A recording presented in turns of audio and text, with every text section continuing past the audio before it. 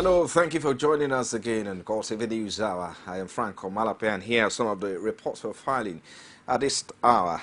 President Muhammadu Buhari has formally sought the confirmation of the Senate for the newly appointed service chiefs. This was the thrust of the letter read by Senate President Bukola Saraki on resumption from a 5-week recess. The president urged lawmakers to give speedy consideration to the request to enable the military chiefs discharge their duties of ensuring national security.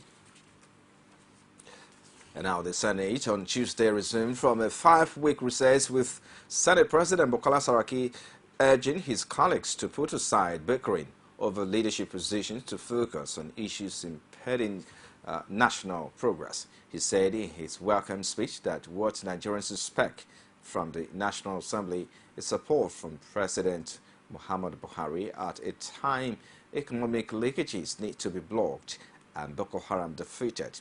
The Senate President added that it was one of the reasons the lawmakers took some steps during the recess towards blocking identified leakages.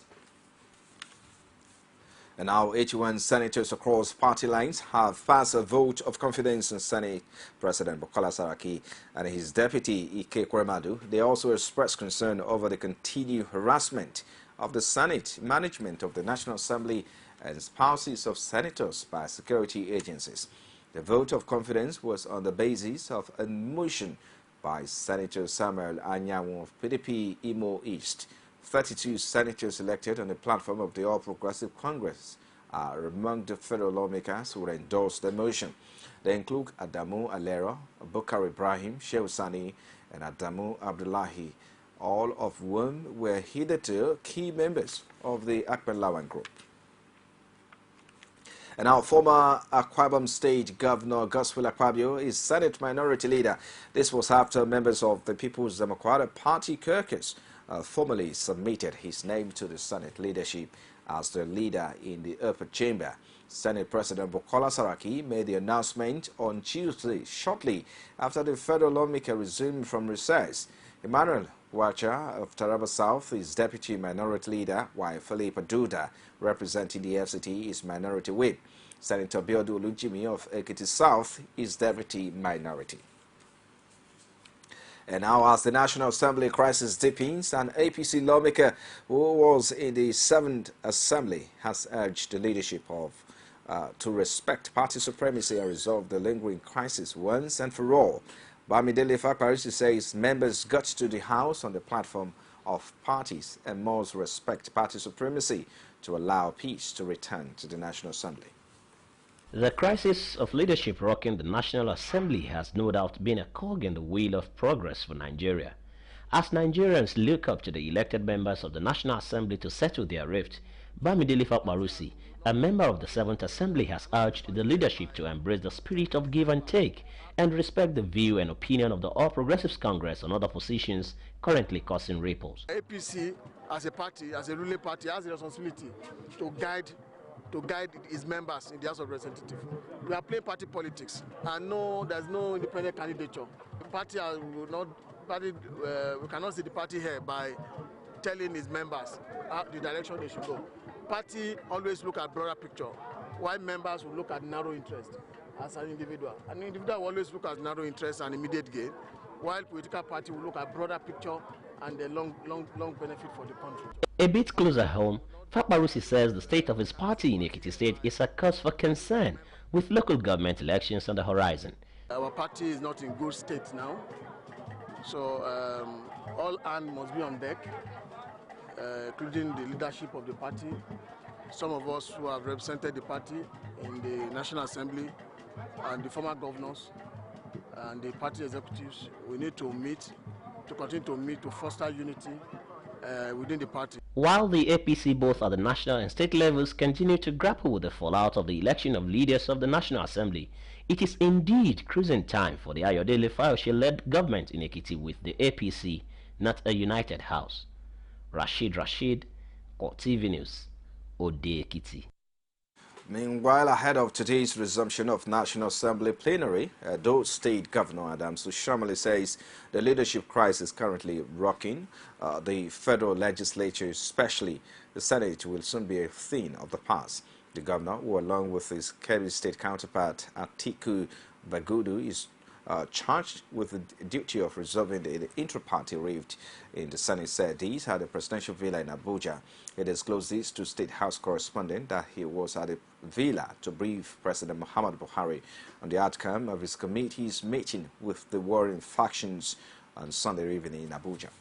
The Progressive Governors Forum asks both of us to try and engage the APC caucus in the Senate, on behalf of the Progressive Governors Forum. And the whole idea is that having had some challenges in the House, and these are nothing new to you, you are familiar with the situation that has produced a Senate President of APC and a Deputy Senate President from PDP, and of course the fact that many APC senators were not present when the elections were held, and that they now have what they call quota, a technical issue about whether they form a quorum or not. But whatever position you take, the truth of the matter is majority of APC senators were in a location at the invitation of the party waiting for party briefing when elections were held in the Senate.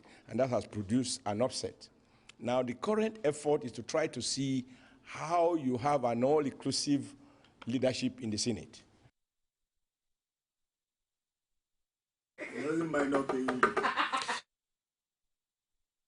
Key wife of Senate President by the EFCC is continuing to add more twist. The newest is the denial of the Kwara PDP, which had earlier in some reports said the invitation of Saraki's wife was a result of the petition it sent to the anti-graft agency. Our correspondent Rashid has details.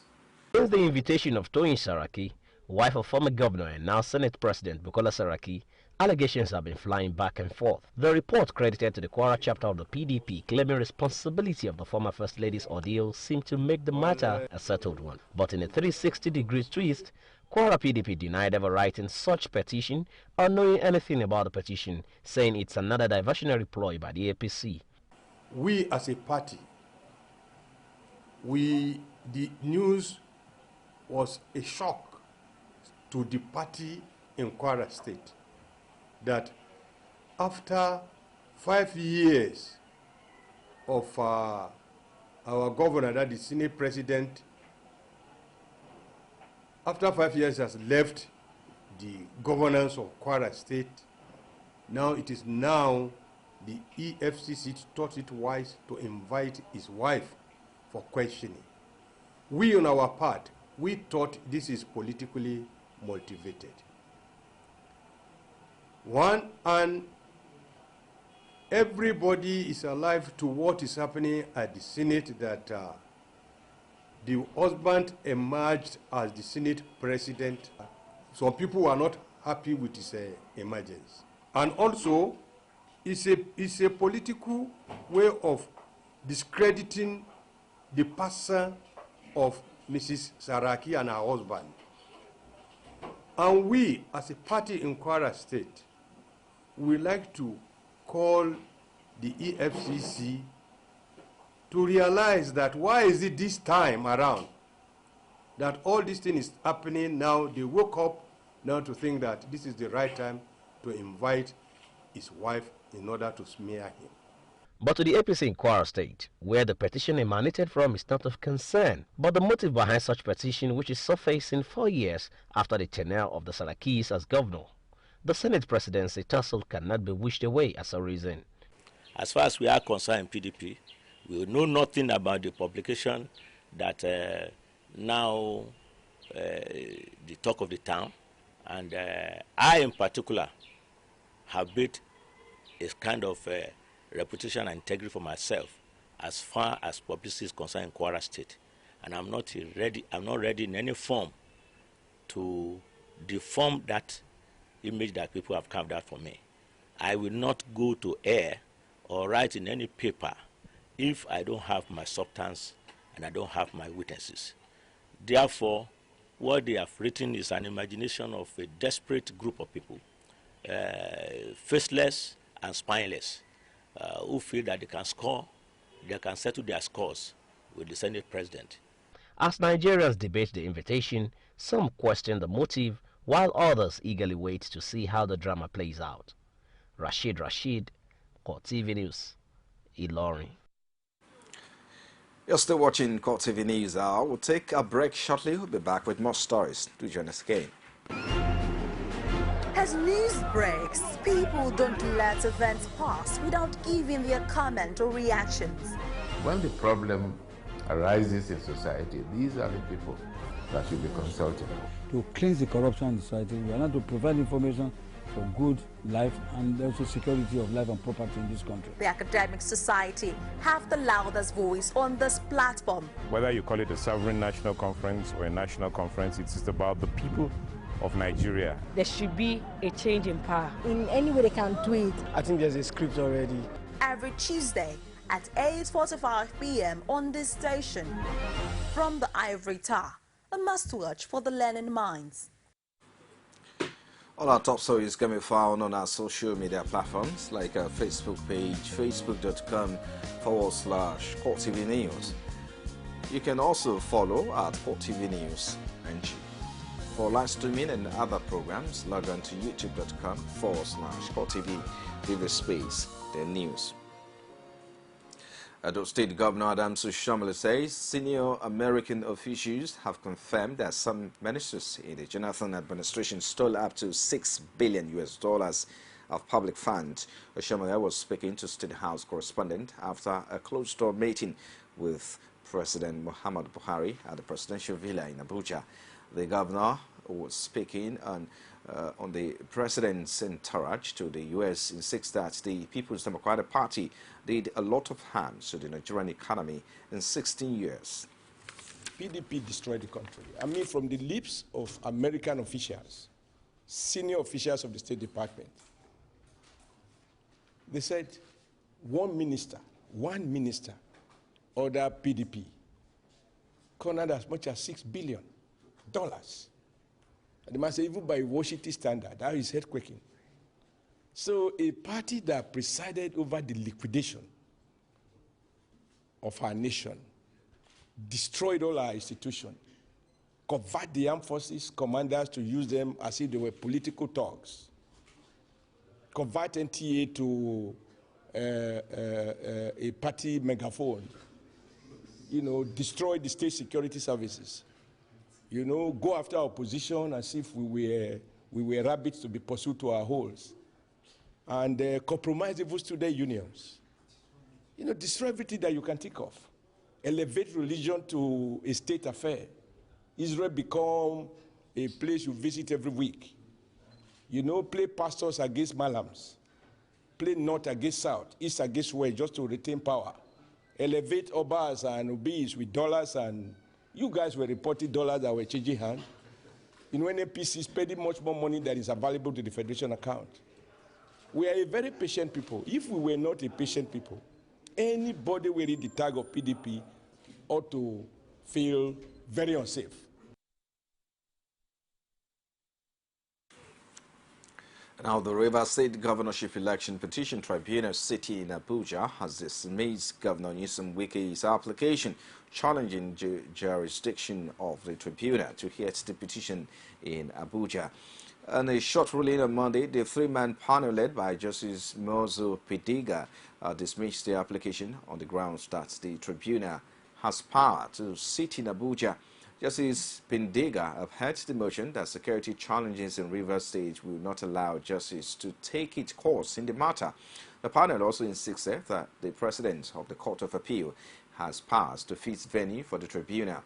Wike had earlier prayed the court to order the relocation of the tribunal back to Rivers State, relying on Section 285, subsection 2 of the 1999 Constitution.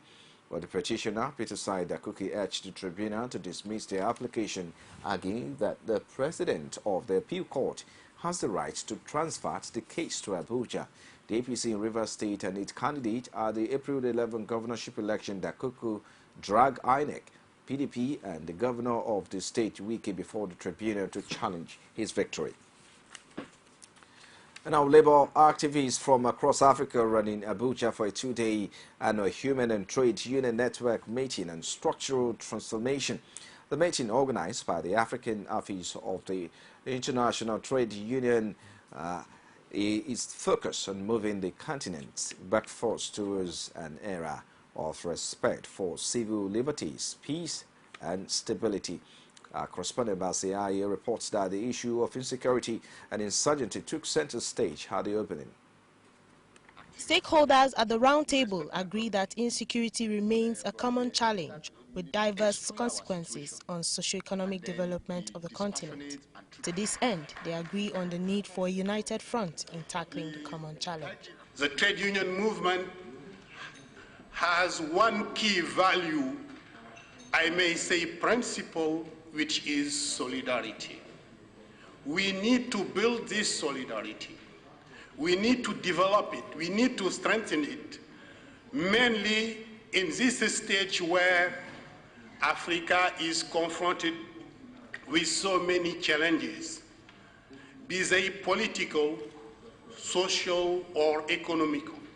This meeting will be of immense significance to us, as some of the solutions to be preferred might support the ongoing effort of government in addressing insecurity and threat to peace, as well as migration challenges arising from it. One of the resource persons, Chong Bangu, is of the view that non-state actors, labor unions and civil society groups should become more involved in restructuring security for better results. He explains that security challenges could be successfully tackled by adopting a new approach that involves community and grassroots security system. The voice of civil society is still faint, and we need to strengthen it. Civil society needs to begin to identify possible ways where we can have an alternative to the present global security architecture, where we can have people's security, not state security, and where we can democratize security provision. His position is supported by NLC presidents, who acknowledges that armed conflict has taken on a new and more dangerous dimension. Comrades, the whole of the sum totality of the challenge in Africa has to do with socio-economic issues. Issues of corruption, which have reduced resources that are available for development to create job opportunities for our people, is at the heart of those challenges.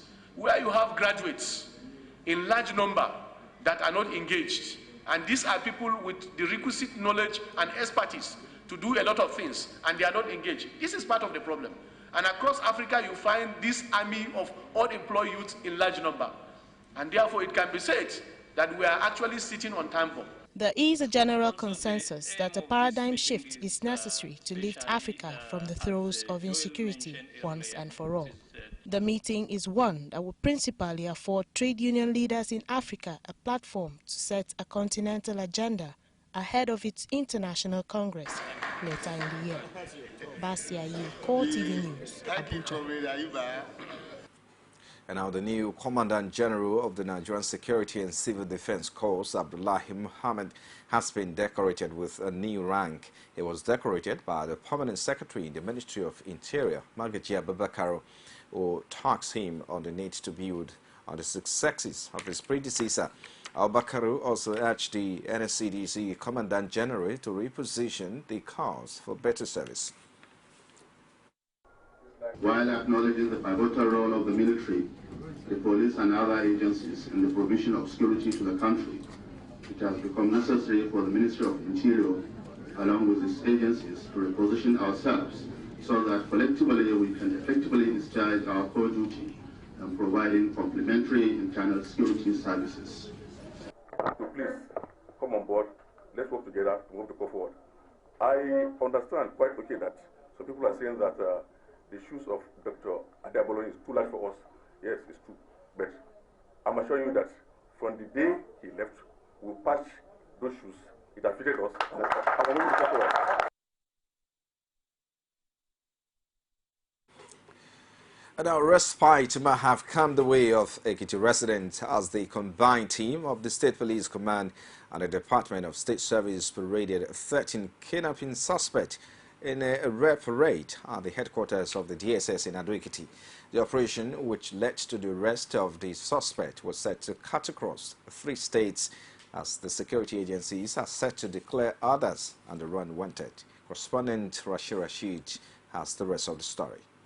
The issue of kidnapping and parade of suspects has been at the beehive of the State Police Command. But owing to the importance and high wired level of the case, 13 kidnapped suspects were paraded at the headquarters of the DSS at the presence of the State Governor. Duke Fubara, Director of the State Command, says the success of the operation is due to the collaborative effort of security agencies. My presence with the CP here today is a testimony to the synergy and the brotherly affinity that we have been working together to address the security challenges that have confronted the state.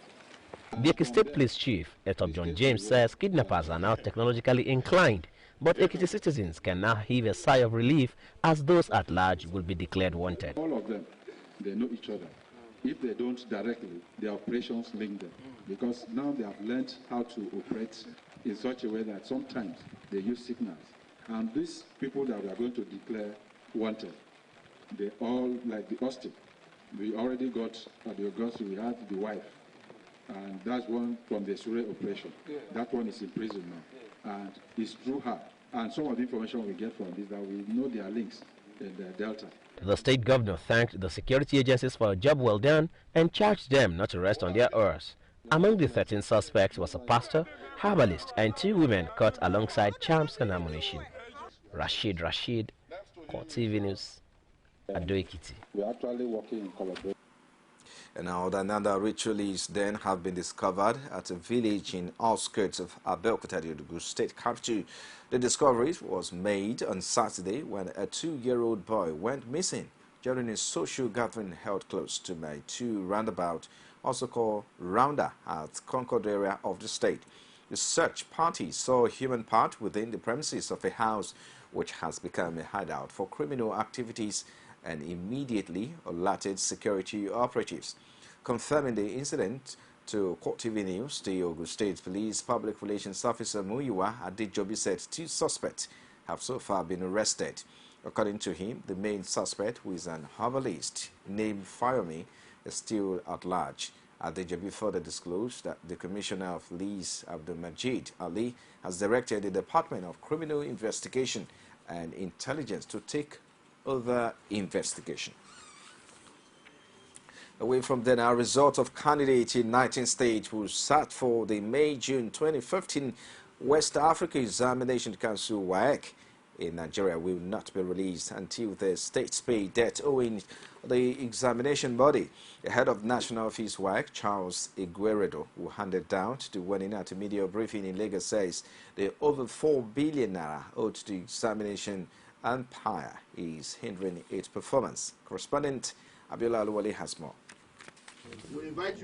The media briefing, according to the national head of WAEC, Charles Igueredo, is to intimate Nigerians on the financial status of the body due to the inability of some states in the federation to pay debt owed the organization. Igueredo says the failure of 19 states to fulfill their financial obligations to WAEC is crippling activities of the organization. As I speak to you now, we are cash-strapped as a result of the delay in offsetting the registration fees owed the council by some states. As a result, we are finding it difficult in meeting our financial obligations, particularly to our supervisors, examiners, and service providers. He threatened the results of candidates from affected states for 2015 May-June examinations will be withheld. We therefore want to publicly plead with the affected states to offset the registration fees of the candidates as soon as possible, but not later than the next 2 weeks, as we cannot guarantee that the results of their candidates for the May-June 2015 WASC will be released along with others. The payment of WAEC examination fees by states in Nigeria has become a norm as a way of assisting indigent students. But the inability of some states to pay the examination body for services rendered may have adverse effects on its performance. Abiola Oluwole, CoreTV News, Lagos. Okay, thank you. Nigeria now, the Libyan court has sentenced Saif al-Islam Gaddafi, son of the deposed leader Muammar Gaddafi, and 8 others to death over war crimes linked to the 2011 revolution. More than 30 close associates of Colonel Gaddafi were tried for suppressing peaceful protests. Saif al-Islam was not present in court and gave evidence via video link. He's been held by a former rebel group from the town of Zektan that refuses to hand him over.